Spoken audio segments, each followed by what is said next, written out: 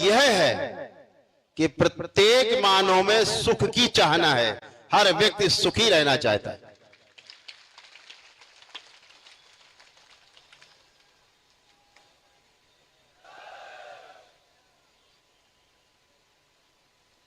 सुखी रहा कैसे जाए, उसके लिए हमारे महापुरुषों ने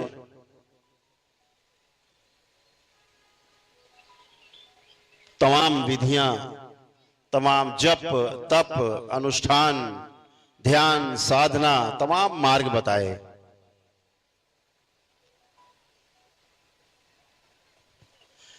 लेकिन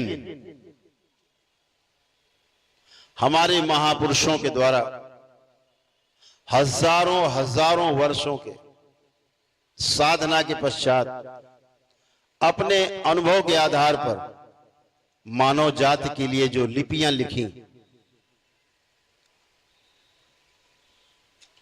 जो ग्रंथ लिखे, पुराण शास्त्र गीता, श्रीमद् भागवत गीता, श्री रामचरितमानस, सारे उपनिषद पुराण सब लिखे गए। लेकिन हम उनकी मंशा को समझने में चूक कर जाते हैं। शब्दों से भाव को, लिखा हुआ शब्द उससे भाव पकड़ में नहीं आता, बोले हुए शब्द का भाव पकड़ में आता है। लेकिन बोलने वाला तो चला गया पुस्तक लिख के, अब केवल आप शब्द पकड़ लेते हो।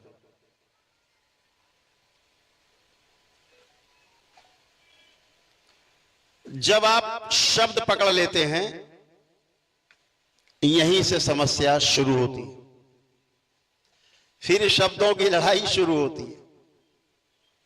आपने शब्दों का कुछ बना रखा है मान, किसी दूसरे ने कोई और शब्द का, उसी शब्द का कोई और अर्थ लगा रखा है। इसीलिए श्रीमद् भागवत गीता की लगभग 5,500 से ज्यादा महापुरुषों ने भिन्न भिन्न प्रकार की टीकाएं लिखी हैं। यानी श्लोक एक और उसके उत्तर 5,500। मनुष्य भ्रमित नहीं होगा तो होगा क्या?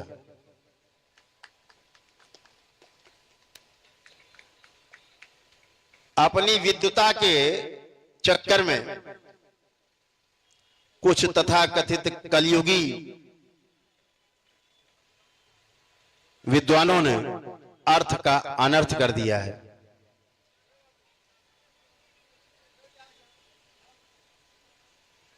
पूरी मानव जाति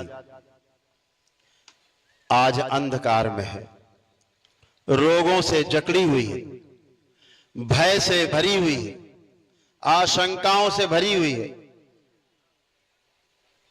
शोक में डूबी हुई है, ऋण से मुक्ति नहीं हो पा रही है, ना गुरु के ऋण से, ना माता पिता के ऋण से।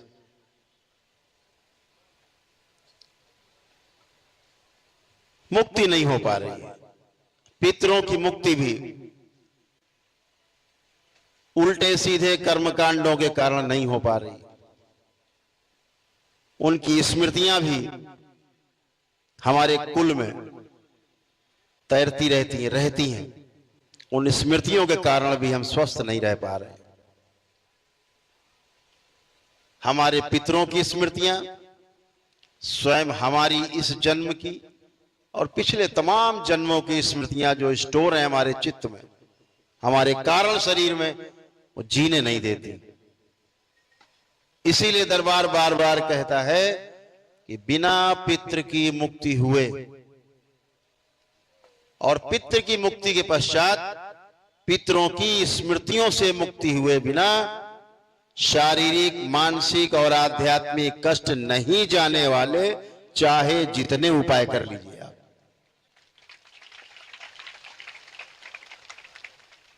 आप सब दरबार के शिष्य बाबा के लाडले भक्त जितने बैठे हैं, माताएं बहनें बैठी, जब तक दरबार से नहीं जुड़े थे तब तक अपने कष्टों को पता है, कैसे कैसे कष्ट, चारों तरफ अंधकार था, आज प्रकाशित होकर के बैठे हैं।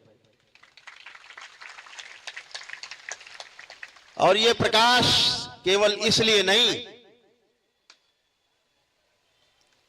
कि आपने केवल पितृ मुक्त की है, पितृ मुक्ति के साथ साथ पितरों की स्मृतियों की मुक्ति हुई, तमाम दोष नष्ट हुए, आपकी तमाम भूतकाल की स्मृतियां नष्ट हुई, दरबार से जुड़े आप, स्वस्थ होने के बाद दरबार के साथ जुड़ करके, बाबा के साथ जुड़ करके, मां के साथ जुड़ करके कृतज्ञता स्वरूप उनकी शरण में सदा के लिए समर्पित हो गए।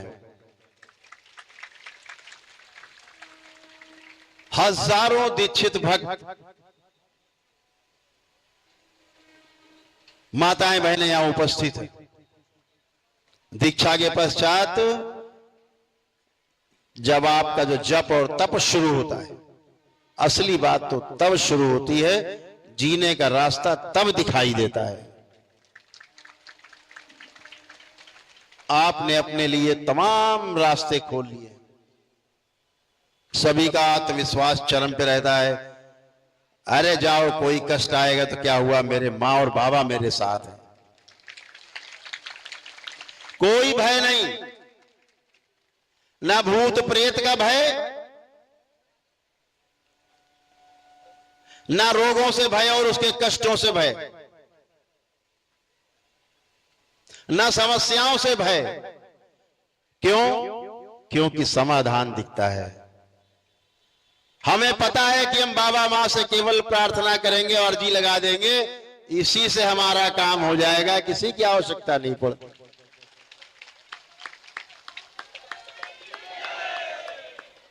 यह वैदिक प्रक्रिया का प्रभाव है। दरबार का ऑफिशियल चैनल करौली सरकार ईश्वरीय चिकित्सा विज्ञान केंद्र चैनल को जरूर सब्सक्राइब करें। नमः शिवाय।